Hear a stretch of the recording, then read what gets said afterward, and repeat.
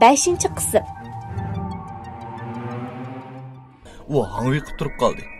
Oxir ixtiyorsiz kulib qo'yib, qizil atirgulni ko'tarib, "Sizga sovuq qildim. Yoqtirdingizmi?" Rahmat sizga. Jangshin uyga kirib mehmonxonada o'tirdi. Kechlik tomoq yedingizmi?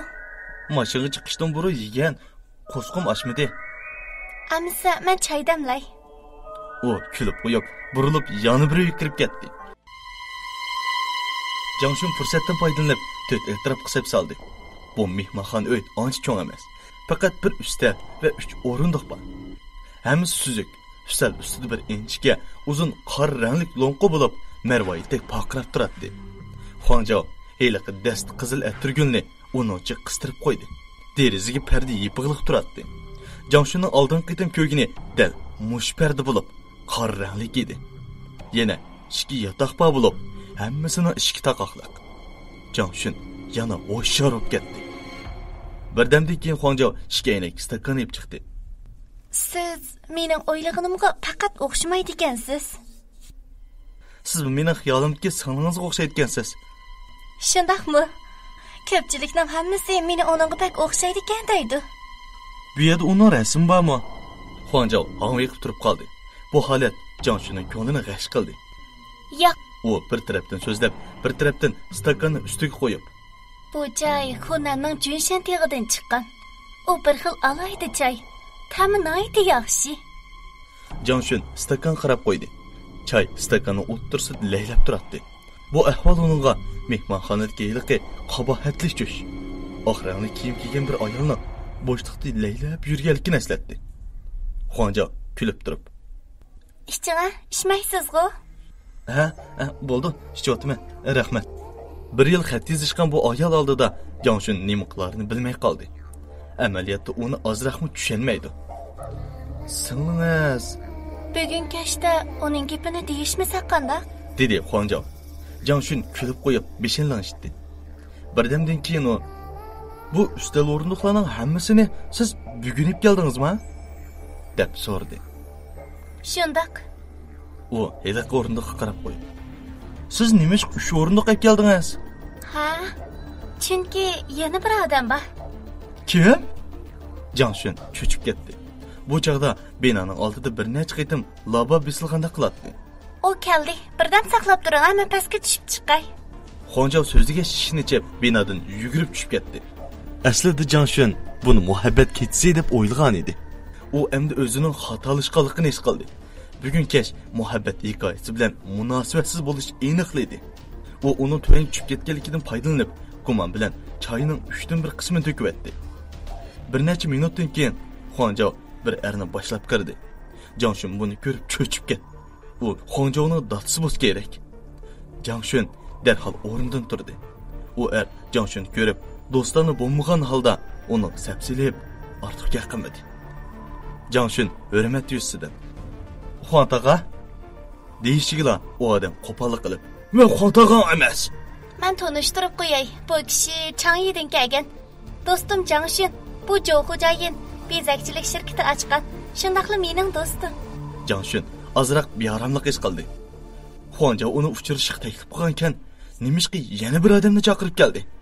U bir xo'jayin degan so'zni anglasil qiziqmaydi. Albatta, ham xo'jayinlar eski odamlar emas. Lekin o'zidan necha 10 yosh kichik ayollar bilan aloqa qilgan xo'jayinlar cho'qim yaxshi odam emas. Xuanjao, bugun bekka shub ketdi. Men chiqib mehmonxonada ramalay. Atkilay, ha? Har ikkinglar mening do'stim tursanglar, bugun kechda biz obdan paranglashmasak bo'lmaydi. Hech kim ketsa bo'lmaydi-jimi? Xuanjao shundoq deb yana bir uyga kirib ketdi. Balkim bu muncha bo'lish kerak. Mehmonxonada bir-birini tonimaydigan ikki erlik qoldi. Bu Zhou Hujayin beshini tuvan silib, to'xtamay choy ichdi. Tozliq uydan sharildab suv ovozi anglayotdi. Jangshin mehmonxonaning burjikidagi yiliq yo'g'on maxluqning oldida to'xtab, bir haza sinchilab qarab, qo'lini so'zib, ustiga yipib qo'ygan oxraqning bir bujikini ochdi. Oxraq ostida bir koni pianino turibdi. U beshinlanishib Zhou Hujayin qaradi. U naroz bo'lgan holda Jangshinga qarab turibdi. Chunki boshqalarning uyga tunji kelishidila uya biyalarni aqtirish toza qamlashmagan ish. siz bu ayolni tushunamsiz, dedi Jangshun yeni qadamlari bilan Jo xo'jayinning oldiga kelib tuvan ovozda. Qarshi taraf so'g'ib qoldi. Siz nima demoqchi? Meningcha normal emas. Normal emas? Qandoqsiga? Bu chaqda tozliq uydagi suvning ovozi tuyuqsiz to'xtab qoldi. Uy ichi birdilla jimjit bo'lib qoldi. Tafsili so'zlashga ulguramadim. Siz tez menga aytib bering. Siz uni bilan qandoq tanishgan? Jo xo'jayin arsaldi bo'ldi. Odam izlash ilonni qiliq. Jangshunning beshi vın qilib peyqirabli ketdi. Dal shu chaqda hojatxonaning eshigi ochilib, Xuanjao asta uydan chiqdi. Jangshun bilan Jo xo'jayin ko'zdan chekchaytib ketdi. Chunki u ufchisiga bir oxranli ko'ynak kiyib olgan bo'lib, sochlari o'l. Ko'zining ustida qochmi yo'q. Shuni muayyanlashtirishga bo'ladi-ki, uning qishini sizg'an qash.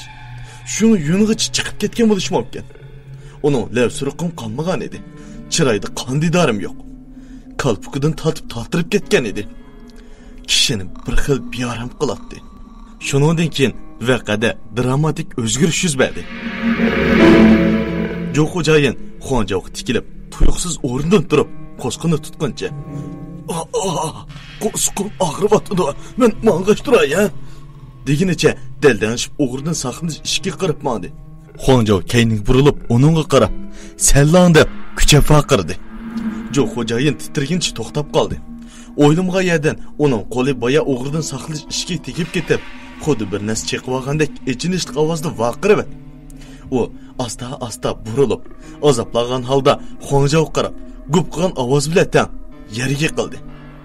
Jangshunning ko'zlari chekchib, badani oldiga asta qiyshib, oxir yerga yiqilib tushib, qattiq ovozda chaqirdi. U yerda bir necha qitim tipchaklab, oxiri midirlayolmadi. Odatda Jangshunning aktyorlikdan ozroqmi xabar yo'qdi. Lekin bu qitim u nihoyat yaxshi o'rindadi. Xuddi pishgan kino cho'lponlaridek. U yiqilib, ikki qo'lini so'zib yerga tushganda burun yeg urilib, qon tomchilab ketdi. Orqadan u Xuanjaoning yerda o'ltirib, o'kirib yig'layotganini oldi. Men izchil o'zimni izlayapman. Men dal Xuanjaoni menga o'zimni tepib beringlar. Saqchilar bu 2 nomerlik uyga derazdan kirgan bo'lib, binani asir geylik oila üstünki qavatga yig'ilgan ovozdan uxlayolmay saqchiga ma'lum qilgan edi. Saqchilar yetib kelgandan keyin 2 nomerlik uyning o'g'ridan saqlanishini chekdi. Natijada ishini chekkan saqchi tok so'qib yerga qildi. Xuanjao tutib ketildi. Jo xo'jayin zaharlanib o'lib ketdi. Jangshun ziyonkashlik uchirg'uchi. Shundaqla o'z ko'zi bilan ko'rgan guvohchi. U jamoat xavfsizlik idorasida ig'iz iqrorini o'nga olganda chiroy tatirib ketgan bo'lib, gap so'zlarim qo'lashmay yotadi. Xuanjaoning opasi o'lib ketgandan keyin Xuanjao Songyan o'ltirib rayondan ko'chib chiqib, shimol shahar atrofidagi bir yangi uy ko'chib kirgan. Biroq u har qitim kesil qo'zg'alganda bu ko'ni kirivilib, yarim kechada qalayimqonchilik chiqarib, hech kim sezmaganda yana ketib qoladi ekan. Mehmonxonaga yeliq ayol dal u o'zi bo'lib, u Jangshunni shu yerga boshlab kelib, uni qo'rqitib, darhol mashina to'sib, Jijan shahriga qaytib ketgan bo'lib, ondan Jangshunga telefon qilgan. 3 oy o'tgandan keyin Jangshun asta aslik keldi. Shu kuni Jangshun kechki tomoqni yeb bo'lib, bekatchilikdan gazetdan varaqlab ko'ryotdi. Tuyuqsiz Xuanjaoga munosabatli bir uchurni ko'rib qoldi. Nopuzlik tekshirishdan qaraganda Xuanjaoning ig'ir elishib qilish kesili bor bo'lib, harakat mas'uliyat iqtidori yo'q ekan. Uning nervisi bo'linib ketish kesili qo'zg'alganda ruhi yana bir o'zi tarafidan kontrol qilinadi ekan. Uning teni izchil, uning yutib ketgan ruhini izlayotdi. Jihi organlari uni nerv kasalliklar doktorxonasiga olib qo'ygan bo'lib, buningdan keyin hayoti shu doktorxona ichida o'tdi. Sizlar anglayotgan razvedka asar hammasi yolg'on so'zlayotdi. Mush yerda oyoqlashdik. Yoqtirib anglaganinglarga rahmat.